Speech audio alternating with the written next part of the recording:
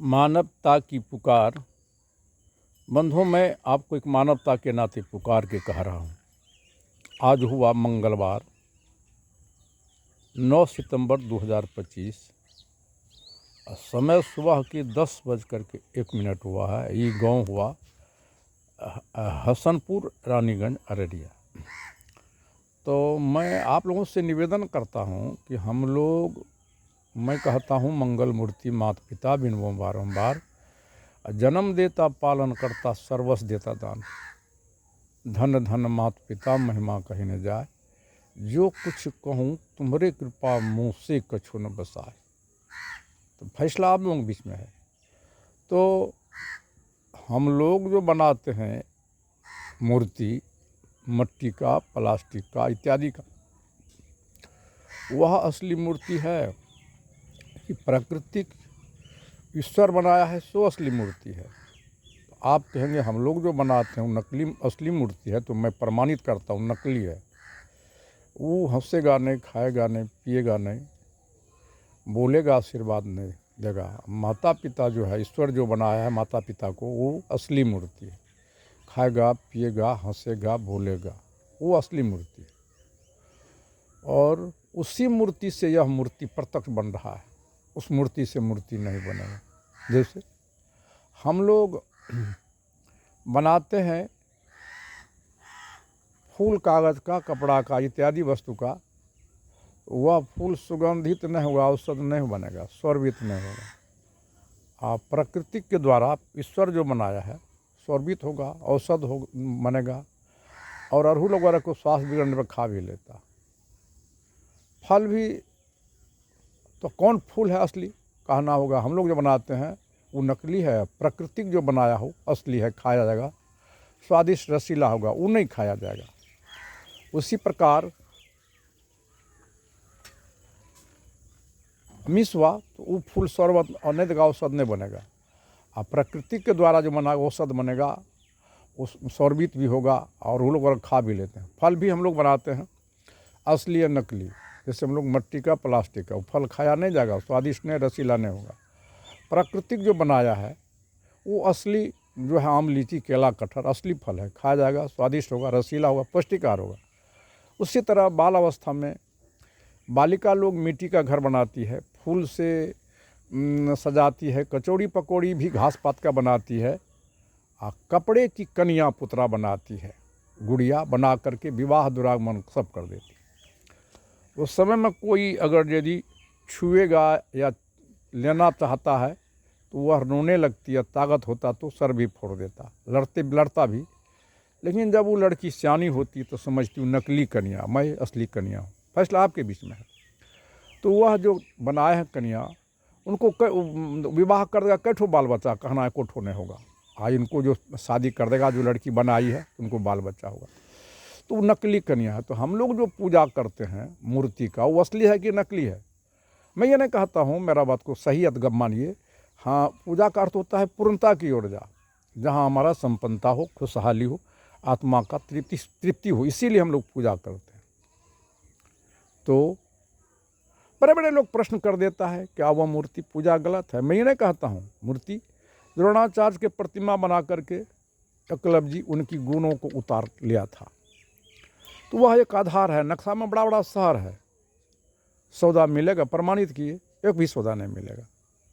नक्शा में बड़ा बड़ा पहाड़ है, एक भी पत्थर नहीं मिलेगा, कण भी नहीं मिलेगा। अब नक्शा में बड़ा बड़ा शहर है, थोड़ा पानी मिलेगा, सब सौदा नहीं मिलेगा। नक्शा में बड़ा बड़ा नदी है, पानी मिलेगा, तरस के मर जाएंगे, लेकिन नदी नहीं मिलेगा। तो नक्शा केवल ज़मीन का नाप करने के लिए नाप करके अमानत रख दिया। और नक्शा में जोतेंगे बोएंगे, कई छटा को उपजेगा, कहना होगा ज़मीन पर जोतेंगे बोएंगे तो उपजेगा। तो साक्षात ईश्वर के रूप में इसी का नाम होता है पूजा करना। तो एक दिन गाछ लगाते हैं, ज़िंदगी भर फल खाते हैं, गाय को घास देते हैं, पूजा करते हैं, दूध देगी, इस तरह बाल बच्चे को सेवा करते हैं, इसी का नाम है पूजा। आज लोग विषादहीन चल रहा, पूजा कहीं है, पूजा कभी कल्याण होगा साक्षात मंगल मूर्ति के रूप में। तो हम यदि गलती पूजा को नहीं छोड़ेंगे तो हमारा बाल बच्चा छोड़ेगा? फैसला आपके बीच में है। क्योंकि इसलिए आज माँ बाप का सेवा नहीं होता है। गुरु लोग इतना ही तक नहीं, कह दिया पिता से माता सौगुना, माता से सौगुना ईश्वर, ईश्वर से सौगुना गुरुदेव। 3 खंड नवद्वीप में गुरु से बड़ा न कोई, करता करे सो कर न सके, गुरु करे सो कोई। कौन गुरु करे? देहधारी नहीं, ज्ञान करे। आज तक उसको नहीं पूछा जो कौन आप कहाँ से पैदा लिया, सब कोई माँ बाप से पैदा लिया। अंत में इसी के गोद में सो गया है। तो आपके ही हाथ में फैसला किसका हम पूजा करें। तो न देखते हैं सारे भूल हम लोग जब नकली पूजा छोड़ेंगे तब ना हमारा बाल बच्चा नकली पूजा छोड़ेगा। हम ही लोग तो बाल बच्चे को गलत शिक्षा देते हैं। जब बच्चा जन्म लेता तब ये से कहते एल सन के बेल धोबिया पाट सन के कोमड़ा के चाक लोहर बा के लहाय सन। बाबू रे तोरा पत्थल बापो है तो मैं आप ही जन अदालत में फैसला करता हूँ। पत्थल को कई ठो संतान हुआ, किनको किनको मुख चुमन किया, किनको गोद से खिलाया। अपना अधिकार तो आप फेंक देते हैं।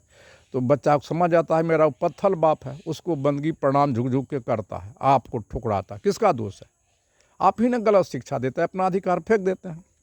और जब बच्चा जन्म लेता कहते एल सन के बेल धोबिया पाट कुम्हड़ा चाक लोहर बा के लहाय। बाबू तरह मिट के मुखरात माइयो है। मैं आपसे इन्हें धरती के पंडितों विद्वान से पूछता हूँ, पत्थल के मट्टी के मूर्ति को कई दिन दर्द हुआ है, कई ठो संतान किनको तिरोटकोन किनको भेटुआ से दूध पिलाई है। इसलिए आप गलत शिक्षा देते हैं। तो बच्चा समझ जाता वो हमारी माँ है, असली माँ तो नकली हो जाता, नकली माँ असली। अपनी माँ को लात मारता है और वो असली माँ को लात मारता, नकली को झुक झुक के प्रणाम करता है। असली बैजू के रूप में साक्षात माता पिता है, आंसू भरता है, रोता है, कंधा पर वो पत्थल। मेरा चैलेंज है वो पति पत्नी से संबंध नहीं करे, कुछ संतान बैजू भी पैदा लिया माँ ही बाप से। किसका अधिक दोष है? आपका ही ना दोष है। कोयल पक्षी होती है, घोंसला बनाना नहीं जानती है। जहाँ कौवा का घोंसला है, अंडा दी हुई है, कोयल जाती है, चतुर होती है, परपोषण होती है, उसका अंडा गिरा देती है, अपना अंडा दे देती है। और कोयल भी दौड़ दौड़ के जाती है, कौवा चौकती रहती है। हमारे यहाँ क्यों आती है? आँख कौवा को भी है, आँख कोयल को भी है।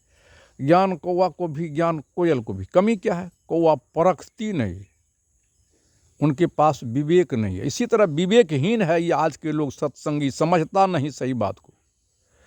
और जब चोंच में जब बच्चा होता तो चोंच में भी दाना कौवा भी लेती है, कोयल भी जाता, कोयल चोंच में दाना देती है, कू कू करके कौवा भागती है। जिस दिन कोयल की बच्चा कू बोल जाता तो कौवा निराश हो जाता। दोष किसका है?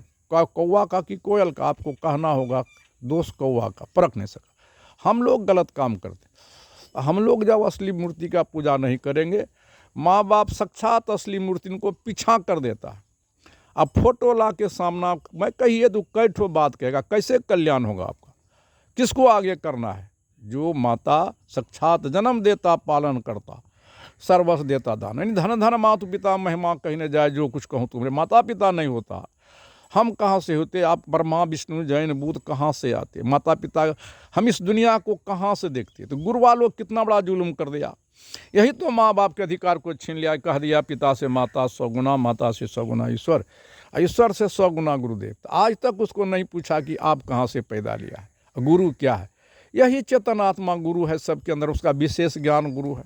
ये गुरुवाल लोग कह देता कि मैं ही माता ही पिता से पैदा लिया है, माता पिता भगवान है, धरती के रूप में माता है, प्रकृति परम बिंदु के रूप में पिता है। ये जमीन मरेगा तो सारे वन पर सूख जाएगा, आसमान सूखेगा, सृष्टि मंडल भस्म हो जाएगा। तब माता पिता जब तक रोएगा तब तक हमारा कल्याण है। इसलिए जब तक माता पिता का प्राथमिकता नहीं देंगे तो हमारा शांति का स्थापना कभी नहीं, सुधार कभी नहीं होगा। इसलिए मैं कहता हूँ प्रेम से कहिए, परम पूज्य जन्मदाता माता भगवान की जय हो, पालन करता पिता भगवान, आत्मज्ञान दाता साधु संत सम्राट शिरोमणि कबीर साहब की जय हो। प्रिय श्रोता बंधुओं, मैं कहाँ तक सत्य कहा या कहाँ गलत कहा पर विचार के मुझे मैं नमन भी करता हूँ। और मैं मेरा मोबाइल नंबर 94 71 057 674 है। आप इस पर मुझसे संपर्क करेंगे और सुझाव भी देंगे। इन्हीं शब्दों के साथ तमाम श्रोता बंधुओं को मैं नमन और बंदगी करता हूँ।